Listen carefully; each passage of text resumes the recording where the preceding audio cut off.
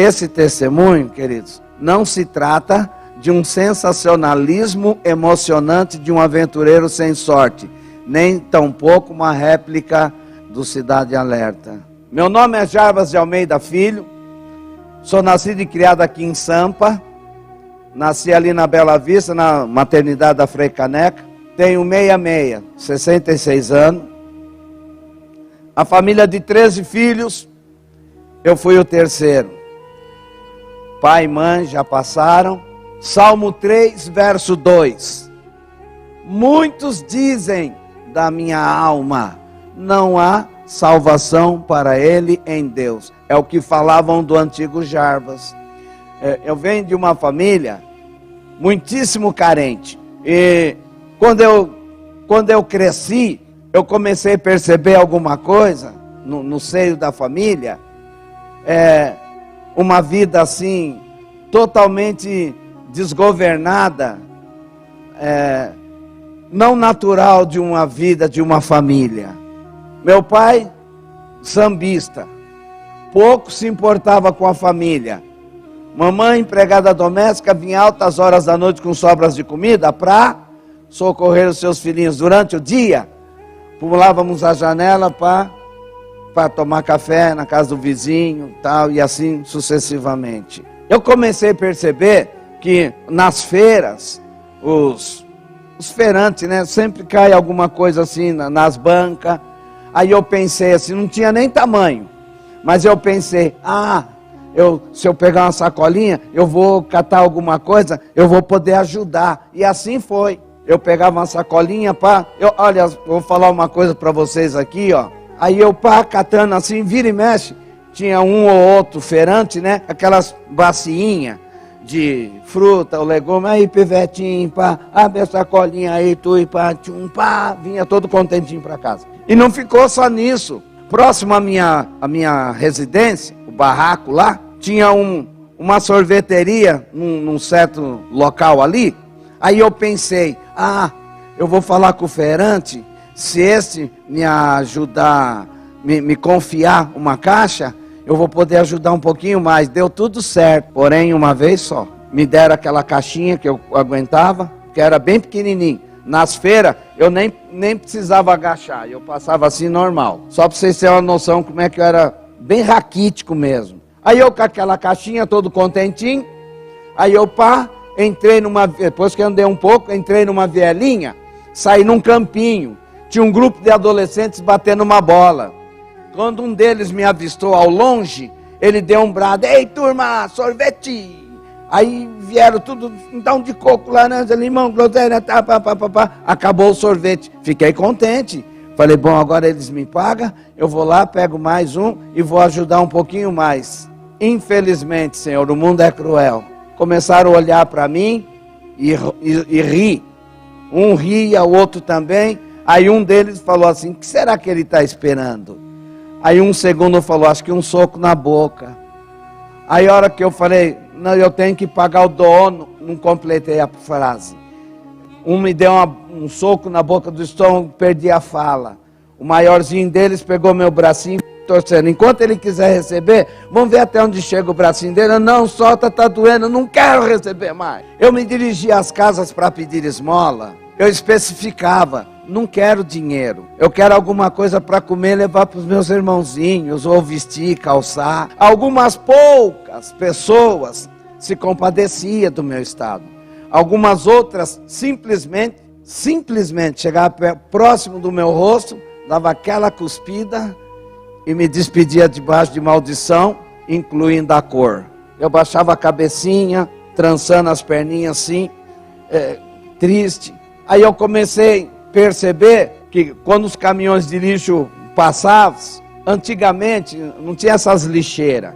O pessoal pegava aquelas latas de 20 litros de tinta, tá, coisa assim, e fazia de lixo, né? Fazia de recipiente para lixo. O lixeiro passava e teve dias, casas, que em determinado horário era eu passar, tinha resto de comida para mim comer. Um certo dia, eu não sei como é que aconteceu aquilo, mas eu creio que a pessoa colocou ali o resto de comida Acho que fechou a porta e eu apareci, porque estava meia morninha. Aí a hora que eu peguei assim, regacei a boquinha, aí eu dei a outra. Quando eu levei a mãozinha a terceira vez, a minha mãe apareceu na minha frente, não sei como. O que você está fazendo aí? Não precisa fazer isso não. O que você está fazendo aí? Não precisa fazer isso não. O que você está fazendo aí? Não precisa fazer isso não. Me deu a impressão que as minhas pernas se recolheram e eu criei asas.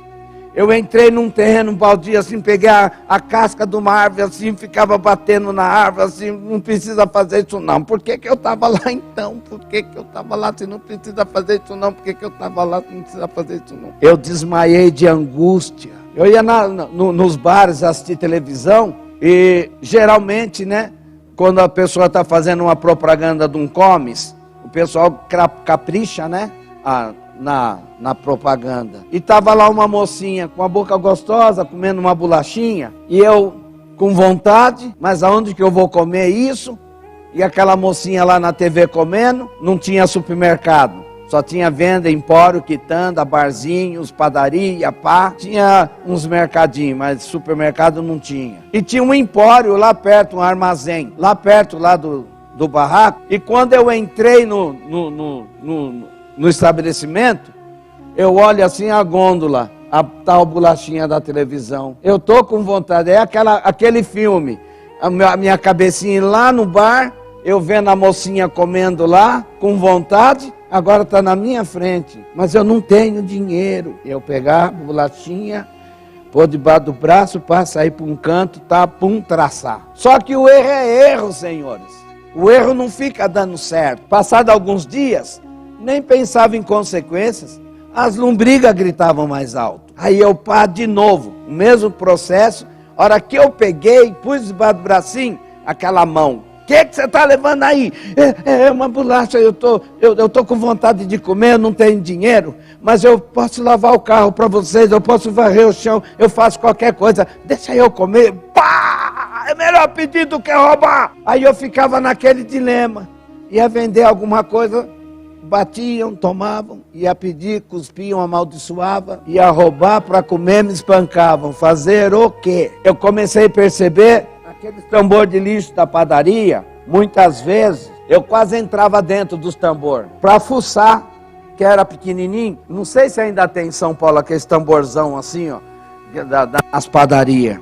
Aí a cinturinha ficava assim e eu ficava fuçando, para ver se eu achava ali um pedaço de sonho, um lanche que alguém comeu não gostou, um pedaço de doce, alguma coisa. Quando eu achava, eu encostava num cantinho, limpava, cruzava as perninhas, cantava e beliscava devagarinho para não acabar logo. Os senhores estão me vendo de sapato, né? Não era comum.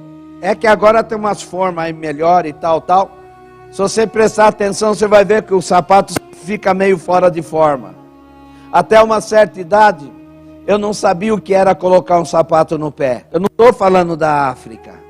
Eu estou falando da grande São Paulo. Uniforme, na escola, só no corpo das outras crianças. Meus caderninhos, era um saquinho, rasgava aquele e arrumava um outro. Deixa eu fazer um apelo aqui para as crianças que já conseguem entender. Agradece o papai, a mamãe, aquele que cuida de você. Tudo que eles colocam à mesa para ter o suprimento é o melhor. Eles ficam com fome para dar para você. Agradece a Deus. Deixa essa... Eu estou enjoado disso.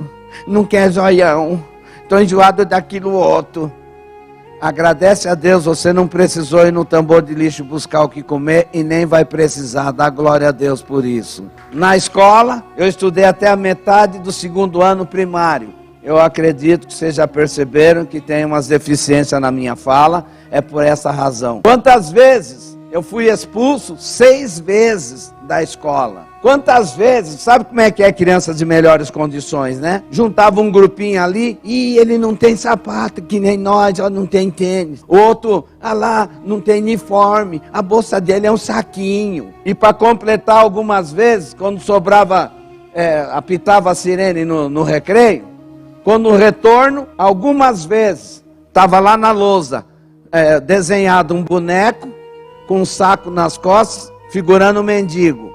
Escrito meu nome embaixo. Eu investia contra eles com socos e pontapés. Só porque eu não tenho, vocês ficam me humilhando? Foi o fato de eu... E teve uma professora, teve um dia que ela, imbuída de boas intenções, Porém, a forma pela qual ela usou para tentar me ajudar, ela me pega e me põe assim na frente da classe, fala: turma, aí que situação, tipo assim, ó o trapo, quem tem lá um short, quem tem lá isso, quem tem... Professora, não faz isso. Eu peguei uma carteira assim, eu não sei onde foi parar, eu fui assim no vidro, aqueles vidrão grande assim de classe, mas eu mandei a mãozinha ali, eu ia enfiar a cabeça para rodar, para ver se a cabeça caísse lá para o lado de fora. O meu pai, dentre muitas outras, ele ficava 1 mês, 2, algumas semanas, tinha época que voltava todo dia para casa, mas essa que eu vou falar para vocês, terrivelmente, dentre muitas. Ficou não sei quanto tempo fora, quando retornou, ele estava lá conversando com a minha mãe e tal. Não entendia a linguagem adulta. De repente, ele dá um rodo nela assim e começa a chutar ela. Aí ele pega ela pelo seio assim, na paredinha do barraco assim, levanta assim, ela, ai! E ele qualquer eu te deixo com essa criançada. E eu ficava lutando contra o tempo, contra o espaço, contra a razão. Por que ele faz isso com a mamãe? Eu queria crescer logo. O pai dos meus coleguinhas era o contrário. A criançada está lá no quintal brincando. De repente o pai aparece aqui no portão. Ih, ó o papai. Um joga o brinquedo para lá, o outro também. Aí um já gruda aqui, outro gruda na perna. Mal senta lá no sofá. Um já trepa de um lado, outro do outro, outro no cangote. Um já pega o chinelo do pai e o sapato e papá. Aí vem aquelas declarações de amor. Meus brotinhos, anjinho, fofinho, criancinhas inéditas do papai. Eu ficava lá do outro lado da cerca, que dava para ver a cabeça do pai assim no local da sala. Daqui para cima dava para mim ver. Aí eu subia no arame farpado, punha os pezinhos assim para não espetar. Aí eu ficava assim, ó. Quando ele não ouvia, eu pegava alguma coisa para fazer barulho, uma lata, alguma coisa assim, para ver se eu conseguia virar o rosto dele para a cerca, para ver se sobrasse para mim pelo menos um sorriso. Eu também queria um papai, mas eu não tive. A minha irmã, eu me sentia melhor nas ruas do que dentro de casa. E a minha irmã falava assim: Binha, você tomou o pipa lá, o bolinha, peão do filho da dona Siqueira? Eu tomei. Você vai ver a hora que o pai chegar. Eles têm um monte, eu não tenho nenhum, depois eu devolvo. Entrava à noite, eu ia lá para os bares, assistir televisão. Ficava até fechar. Quando eu retornava, eu tinha que fazer o seguinte: se a luz do barraco estava acesa, era um sinal que eu não poderia nem chegar ali na calçadinha, quanto mais entrar. O que eu fazia? Na frente tinha um terreno baldio, era rotina fazer isso. Eu pegava um saco de estopa, entrava dentro dele lá no mato. Eu ficava num local que dava para mim filmar tudo. Aí eu entrava dentro e ficava esperando ou apagar a luz ou alguma coisa. Mas houve uma noite que eu fui vencido pelo cansaço. Ao despertar, nenhuma viva alma na rua. Eu saí de dentro do saco, atravessei a rua que nem um tiro. Em casa tinha um cachorro, não sei onde meu pai arrumou aquele nome para ele, o Tinal. Sabe aqueles cachorrão tipo lobo com pastor alemão, aquela coisa assim, tipo um enxerto de ambos? Então, era grandão assim, aí vinha assim, aí eu empurrava ele assim para entrar na casinha, porque nós dois dormíamos na casinha. Só para vocês terem uma noção, o Tinal era tão gordo que lá do portão você contava todos os ossos do corpo do Tinal. Tinha uma vida de jejum. Aí eu empurrava ele assim, ele entrava na casinha, eu punha a mão na ossada, aí ele arriava, aí eu entrava dentro, aí cabia nós dois, aí eu cobria com os trapos dele, cobria eu e ele. Quando estava frio, eu punha o focinho dele pro meu lado, para ele ficar respirando assim, ó, para mim não sentir frio. Quantas vezes eu me senti estranho dentro de casa, senhores, pelo fato da rejeição. Pois quando uma mãe e um pai rejeitam um filho, informação, caso venha a luz do mundo, não consegue amar depois. Na mesma hora que está tudo muito bem, de repente dá, sabe aqueles repente? Maldita hora que eu fui ter essa peste, Onde eu estava com a cabeça? Essa miséria. Eram as palavras que eu recebia. Mas o dono do perdão está nesse lugar, pronto para depositar amor em ambos os corações, para que pais e filhos vivam bem debaixo do seu teto. Eu senti a dor da rejeição penetrar como um líquido venoso nas entranhas da minha alma. O meu pai, para me corrigir, não tinha Jesus, o Espírito Santo não tinha acesso àquela casa. O Pai Nosso que está no céu, venha o teu reino, não tinha acesso. É por isso que você está vendo feminicídio, violência doméstica. É a falta do Rei da Glória, do governo celestial dentro do lar. É por isso que está desse jeito o mundo. O que ele fazia? Ele pegava as minhas perninhas, no meio do barraco tinha uma viga, aí ele jogava a corda, igual filme, me deixava de ponta cabeça. Pegava uma vassoura histericamente, quebrava assim no joelho, mas batia, mais batia, mais batia. Eu falava assim, por que você faz isso comigo? Se vocês me acharam, fala, eu vou embora. Não precisa ficar batendo assim em mim, eu vou ficar aleijado. Mas eram muitas reclamações que chegavam em casa. Jarbinha fez isso, Jarbinha fez aquilo, Jarbinha fez isso. Ele achava que a alternativa era o espancamento. Ele não tinha instrução dentro desse livro, como Provérbios 22:6, instrui o menino no caminho que deve andar, para que na velhice não se desvie dele. Ele não tinha essa instrução. Tudo que precisava alguém tinha que dar. Quer um tênisinho, alguém tem que dar. Era aquelas conguinhas, né? Tênis mesmo legal, nem existia direito, só para riquíssimo mesmo. Quer um shortinho da hora, alguém tem que dar. Comer um lanchinho com aquelas linguinhas de mortandela, tá, com uma caçulinha, tem que fazer favores aqui, ali. Tudo que precisava alguém tinha que dar. Queira ou não, você cresce problemático. Ele achava que a alternativa era o espancamento. Conforme ele me batia, eu imaginava com um facão desse tamanho, rasgando ele de cima e embaixo, assim, ó. Mata logo, eu vou crescer. Mata logo, eu vou crescer. Mata logo, eu vou crescer. Passado uns 30, 40 dias, se não me falha a memória, meu pai me pegou com uma sacolinha. Eu não as tenho como roupa. Colocou vários trapinhos. Me colocou na porta do barraco.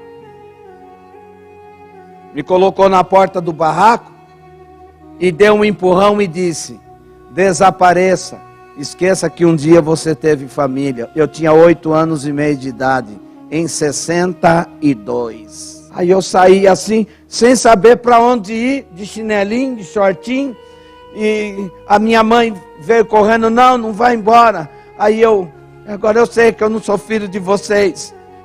Para onde você vai? Não sei. Comer, beber, não sei.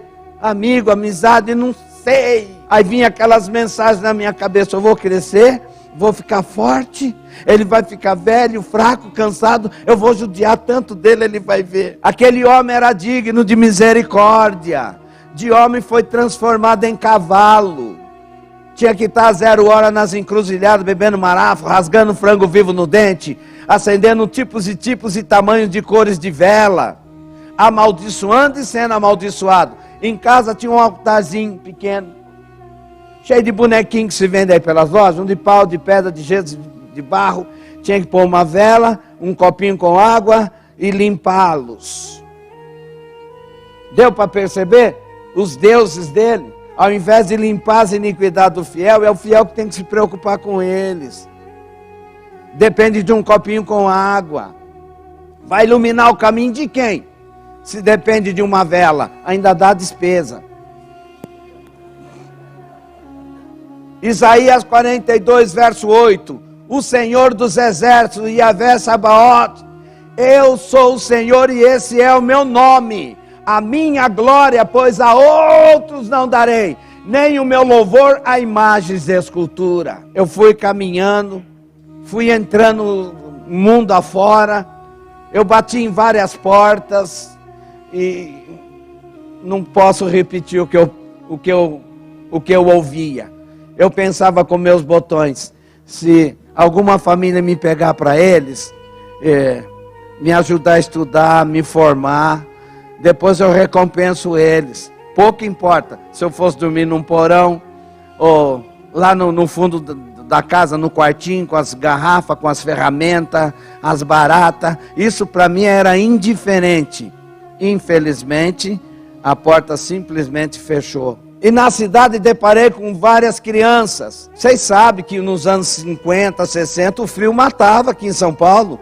Você passava nas bancas de jornal, o jornal assim, ó, a primeira estampa assim nas bancas, aquele montante de mendigos mortos de frio. Conosco não era diferente. Aí encontrasse menininho, menininha. Uns, os pais jogaram fora, que era o meu caso. Outros, se vim para casa bem, se não vim, os pais também não sentem falta. A nossa caminha era calçada. O colchãozinho eram folhas de papelão, quando achava no tambor de lixo das lojas. Ou folhas de jornal e pá nas calçadas. E no frio, o grupinho diminuía. Era todo dia. 1, 2, 1, 2, morto de frio. O que mais me comoveu um dia, eu não sei quanto estava abaixo de zero aquela madrugada. Só sei que tinha 3. Parece que um queria entrar dentro do outro. Porque a nossa cobertinha era o vento. De manhã, os 3 mortos. Fulano, levanta, vamos andar, já está de dia. Meses sem tomar banho, sem escovar dentes, sem trocar de roupa. Fulaninho, acorda. O outro acorda. E a gente depois vê pessoas levando lá, colocando o jornal em cima, esperando o camburão da prefeitura para pegar aquelas criaturazinhas, jogar não sei aonde. Observando a Bíblia, o Senhor Deus, o Todo-Poderoso, Isaías 41, verso 9, eu pude entender por que eu estou vivo, por que eu não padeci naquela oportunidade.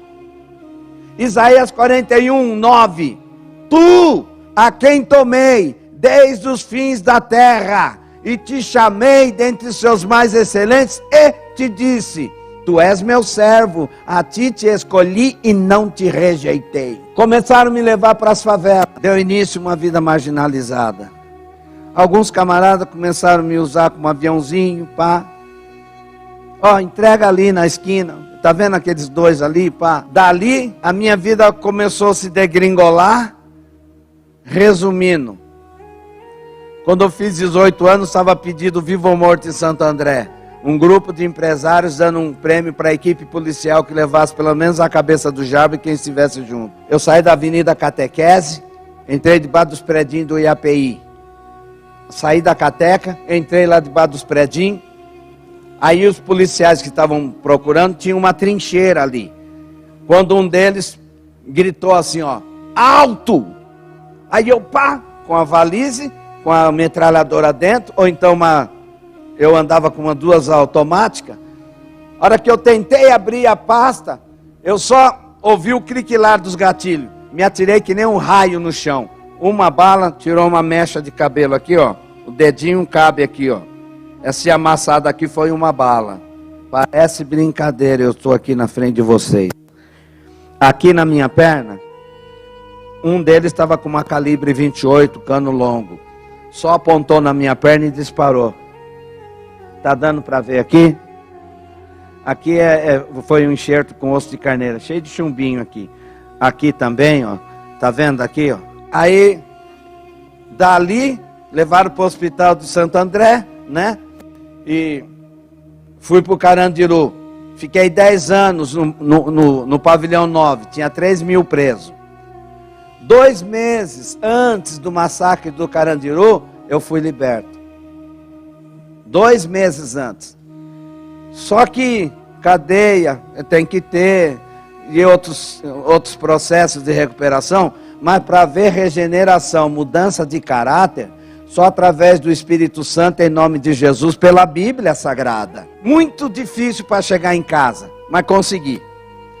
Consegui, chegou lá em casa, tinham mudado. É que eu estou pulando aqui, sabe? Mas ficou meses para me achar onde que eles estavam morando. Ali perto de São Mateus. Aí o que acontece? Aí eu peguei, consegui achar, eu bati palma, tinha deixado os irmãozinhos montinho, estava tudo uns armários. Aí a hora que eu bati palma assim, aí um deles falou assim, é o Binha. Quem é você? Aí eu falava, ô meu, eu que pergunto quem é você, onde você estava? Eu estava na Avenida Cruzeiro do Sul, 2630, Carandiru, Pavilhão 9, chefe de disciplina Carabina, diretor Coronel Guedes. É lá que eu estava. Por que não escreveu uma para você? Poxa, era tudo pequenininho, tava aqueles armários, e assim, acho que 25 ou 30 pá de beiço. Assim, sabe? Eu falei, epa. Aí me colocaram na varandinha ali, aí veio uma senhora, olhou assim para mim, entrou. Aí eu perguntei, cadê a mãe? A mãe estava ali fora, aí tá aí do seu lado. Eu não conheci mais a minha mãe. E agora? E o pai? Mataram. Falei, já faz 7 anos. Eu falei, então, tira o endereço dos camaradas para mim ir lá pôr fogo no circo. Não podemos. Por que não podemos? Porque hoje somos nascidos de novo. A minha irmã pegou a Bíblia e falou, somos nascidos de novo. Você dá um mergulho em Gênesis, você sai lá em Apocalipse. Você sai regenerado, justificado, transformado. O Espírito Santo cura a sua alma, transforma os seus temperamentos, restaura o seu casamento, a sua empresa, a sua autoestima, perdoa os seus pecados e te dá direito de herdar a salvação. Eu falo de Jesus.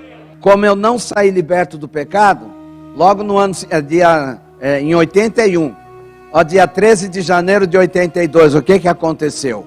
Só vou até aqui, tá? Eu havia nos meus pensamentos, montar um esquema lá num barraco lá, e ficar comandando um grupo de carinha, lá de longe. Eu só comandava, mas eu me enganei. Naquela primeira noite, muita orgia, bebida, garota, som alto, droga. Uma certa altura da madrugada, aquelas garotas bateram em retirada, nos sobreveio um pesado sono. Por volta das 6 horas da manhã da quinta-feira, os 3 morreram. Quando eu acordei, a bota do polícia estava aqui no meu pescoço. Você sabe que em 82 aqui, como é que era São Paulo, né? Rota, tático móvel, garra, os boina, e disputava quem matava mais. Eu acordei com a bota do polícia aqui no meu pescoço e o revólver aqui. Eu dormia com uma carabina de 18 tiros do meu lado para não ter problema de levantar a mão. A hora que eu pus a mão nela assim, um deles, pá, tem um carabinote aqui, ó. O tenente daquela operação colocaram nós na parede e só falou assim, ó, tá lembrando daquele integrante de assaltante de banco do bando do Xepa? Sim, tá na sua frente. Nós não ia dar baixa? Sim, tá na sua frente. Mata. Só vi a hora que o soldado mirou na minha testa.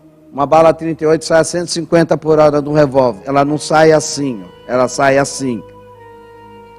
A hora que ele apontou na minha testa, a mão dele deu um toque para baixo. Não pegou aqui, ó, pegou aqui. Por isso que você veio enxugar toda hora aqui, que não tem mais o globinho. Quando eu caí no chão, eu vi desse lado aqui um ser de branco. Não vi o rosto, mas um branco diferente. E com a mão assim, aquelas vestes talar, aquelas mangas talar, e desse dedo eu vi pingar 2 gotas de sangue e desapareceu. Aí só escutei o resto dos tiros. Pá, pá, pá, pá, pá, pá, pá, pá, pá, pá, dá na cabeça desses caras, pá, pá, pá, cuidado, vai espirrar sangue na tua bota, e pá, pá, pá. Um tomou 5, outro tomou 7, eu tomei 11. Morreu todos os 3 ali na hora. Eu tomei um tiro aqui, esse dentro da vista. Aqui, na Europa, eu precisei tirar a camisa, que os gringos queriam ver. Outra, eu não tenho dificuldade não, que se precisar eu tiro. 2 aqui, saiu aqui nas costas. Outro tiro aqui. Muitas aqui, ó. Esse tiro tirou o olfato. E clinicamente, eu creio que tem uns profissionais aqui da medicina, sabe que clinicamente foi o que me falaram. Quem perde o olfato, perde o paladar. Mas eu tenho paladar. Jesus acho que não deixou ele cunhambar de vez. Outro aqui de raspão. Aqui, ó, tá vendo esse braço? Tá torto aqui, não tá? Ou não? Foi aquelas balas chamadas dum-dum. É aquela bala que explode 2 vezes. Ela explode ao sair, aonde ela entra, ela explode de novo. não tinham esperança de voltar a viver, fizeram de qualquer jeito. Muitos veem essa vista minha e falam assim, ó, você não vê nada? Mas se a sua vista está limpa, e não sei o que, a medicina da terra diz que para eles, por enquanto, não tem solução.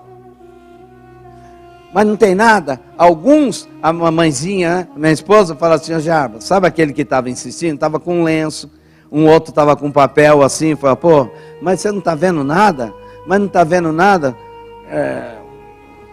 Aí eu falo assim, ó, escuta aqui, você tem o que na mão? Eu tenho 5 dedos. Então, se não tiver problema nos 5 dedos, entendeu?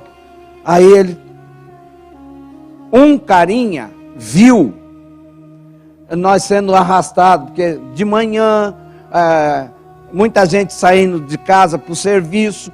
Esse carinha falou assim para mim, Jarbas, não tinha condições de ficar olhando para você, tudo de cueca, furo de tiro para todo lado, que fica bem dilatado o buraco das balas, e os policiais arrastando vocês 3, igual 3 cão mortos. Parece que saía mais sangue de você do que dos outros 2.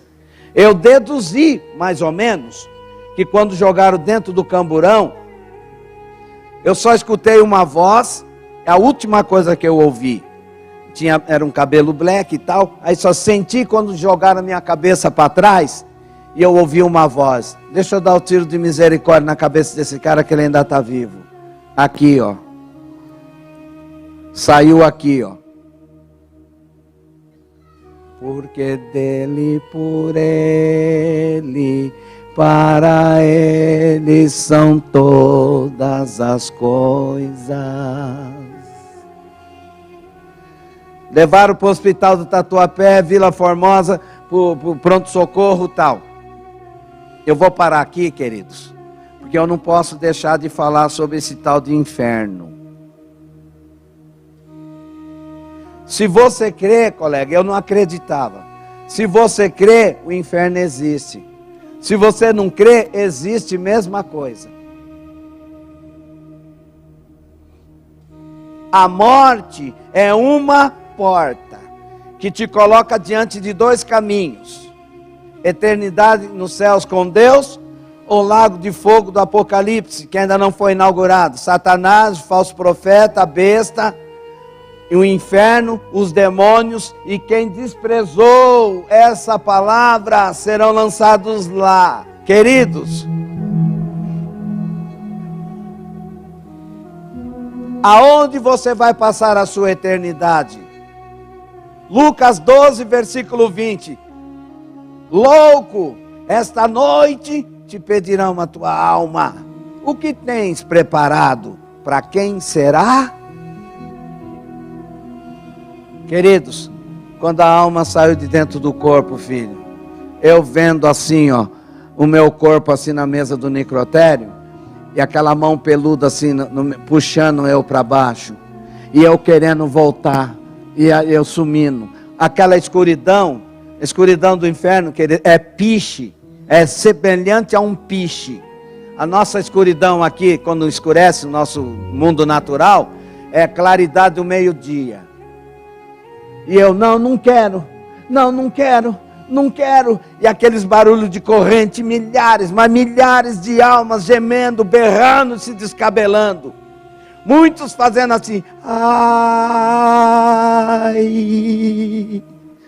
me tira daqui, chega, não aguento mais, não dá para imitar não, tá? Só estou fazendo uma coisinha por cima, porque se Deus passar 1 minuto do inferno aqui para nós como Ele é, Ele estraga nós. Aquelas chamas de fogo, barulhos de corrente, aquele fogo, queridos, diferente do nosso fogo. Nosso fogo, você pega um papel, pá, já consome. O fogo do inferno não consome. É terrível, não tem palavra humana que classifica o sofrimento que é no inferno. Salmo 9, verso 17. Os pecadores serão lançados no inferno, e toda a gente que se esquece de Deus.